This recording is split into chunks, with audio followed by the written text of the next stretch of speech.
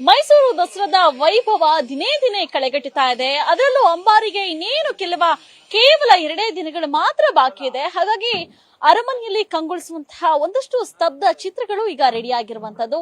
ಈ ಬಾರಿ ಮುಖ್ಯವಾಗಿ ಜನರನ್ನ ಅಟ್ರಾಕ್ಟ್ ಮಾಡ್ಲಿಕ್ಕೆ ಹೊರಟಿರುವಂತಹದ್ದು ನಮ್ಮ ಕಾಂಗ್ರೆಸ್ ಸರ್ಕಾರದ ಗ್ಯಾರಂಟಿ ಯೋಜನೆಗಳು.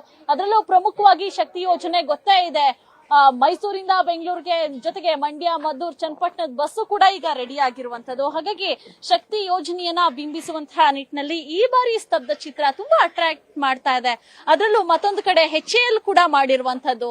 ಇದೆಲ್ಲ ನೋಡ್ತಾ ಇದ್ರೆ ನಮ್ಮ ಸಾಂಸ್ಕೃತಿಕ ನಗರಿ ಜೊತೆಗೆ ಇದನ್ನ ಒಂದಷ್ಟು ಮಾಡುವಂತಹ ಕಲೆಗಾರರು ಇದಾರಲ್ಲ, ಅವರಿಗೆ ನಿಜಕ್ಕೂ ಒಂದು ಹ್ಯಾಟ್ಸ್ ಆಫ್ ಅನ್ನ ಹೇಳ್ಬೇಕು.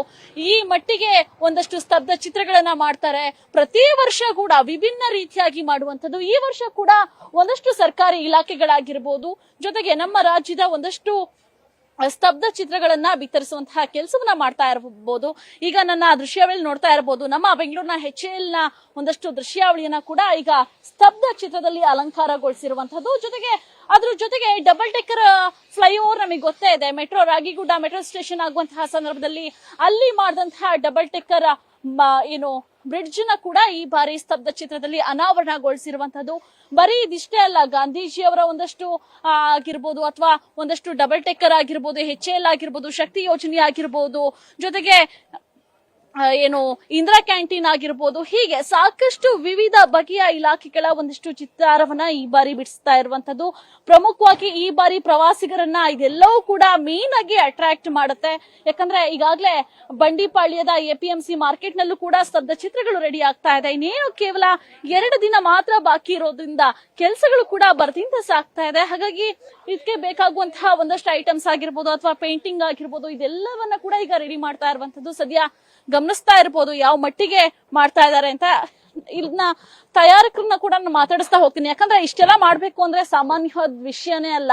ಅದನ್ನ ಮಾಡೋದಾಗಿರ್ಬೋದು, ಅದಕ್ಕೆ ಪೇಂಟ್ ಗಳ ಫಿನಿಶಿಂಗ್ ಕೊಡೋದಾಗಿರ್ಬೋದು, ಇದೆಲ್ಲವೂ ಕೂಡ ತುಂಬಾ ಕಷ್ಟ ಇರುತ್ತೆ. ಹಾಗಾಗಿ ಎಷ್ಟು ದಿನ ತಗೊಂಡ್ರು, ಯಾವ ರೀತಿ ತಯಾರು ಮಾಡಿದ್ರು ಅನ್ನೋದನ್ನ ಮಾತಾಡಿಸ್ತಾ ಹೋಗ್ತೀನಿ. ಸರ್, ಈ ಒಂದು ಇದನ್ನ ನೋಡ್ತಾ ಇದ್ರೆ ಸ್ತಬ್ಧ ಚಿತ್ರ ನಮ್ಗೆ ಖುಷಿ ಆಗುತ್ತೆ. ಅದರಲ್ಲೂ ಶಕ್ತಿ ಯೋಜನೆಯನ್ನ ಬಿಂಬಿಸುವಂತದ್ದು ಒಂದು ರೀತಿಯಾಗಿ.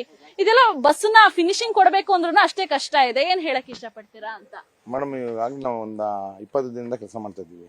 ಶಕ್ತಿ ಯೋಜನೆ KSRTC ಅವ್ರು ಮಾಡಿಸ್ತಾ ಇದ್ದಾರೆ ಮೇಡಮ್. ಇದರಲ್ಲಿ ನಾವು 4 ಡಿವಿಷನ್ ಬಸ್ಗಳನ್ನು ಹಾಕಿದೀವಿ. ಮತ್ತೆ 560 ಕೋಟಿ ಜನ ಟಿಕೆಟ್ ಇಶ್ಯೂ ಆಗಿರೋದು, ಅದನ್ನ ಹೈಲೈಟ್ ಮಾಡ್ತಿದೀವಿ. ಅದು ಹೈಲೈಟ್ ಮಾಡಿ ಇಲ್ಲಿ ಬೆಟ್ಟ ತರ ಕಾಣ್ತಿದಲ್ಲ, ಈ ಬೆಟ್ಟದಲ್ಲಿ ದೇವಸ್ಥಾನ, ಸ್ಕೂಲು, ಕಾಲೇಜು, ಗಾರ್ಮೆಂಟ್ಸು, ಮತ್ತೆ ಹೆಣ್ಮಕ್ಳು ಎಲ್ಲೆಲ್ಲಿ ಯಾವ್ಯಾವ ಮಾರ್ಕೆಟ್ ಗಿಕೆಟ್ ಎಲ್ಲ ಹೋಗೋದು, ಅದೆಲ್ಲಾನು ಪ್ರತಿಯೊಂದನ್ನು ಒಂದರಿಂದ ತೋರ್ಸ್ಕೊಂಡು ಹೋಗಿ ಅದು 560 ಕೋಟಿ ಜನ ಆಗಿರೋದೊಂದು ಅದ್ ಮೇಲ್ಗಡೆ ಬರುತ್ತೆ ಮೇಡಮ್. ಅದನ್ನ ಆ ಕಾನ್ಸೆಪ್ಟ್ ಇಟ್ಕೊಂಡು ಇದು ವರ್ಕ್ ಮಾಡಿರೋಂಥದ್ದು ಮೇಡಮ್. ಜನ ಖುಷಿ ಪಡೋದಂತೂ ಪಕ್ಕ 100% ಮೇಡಮ್. ಹೆಣ್ಮಕ್ಳಂತೂ ಜಾಸ್ತಿ ಖುಷಿ ಪಡ್ತಾರೆ. ಹೌದು ಮೇಡಮ್.